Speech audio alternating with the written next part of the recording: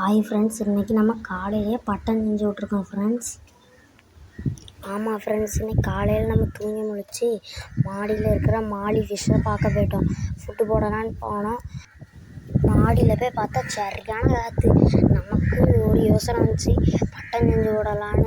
உடனே நம்ம சரியான காற்றை பார்த்துட்டு பட்டம் செஞ்சு விட்ருலான்னு கீழே இறங்கியாச்சு. பட்டம் செஞ்சு பட்டம் விட்ருக்கோம். எப்படின்னு பார்த்து சொல்லுங்கள் ஃப்ரெண்ட்ஸ். பிடிச்சிருந்தா லைக் பண்ணிக்கோங்க, அப்படியே சப்ஸ்கிரைபும் பண்ணிக்கோங்க ஃப்ரெண்ட்ஸ்.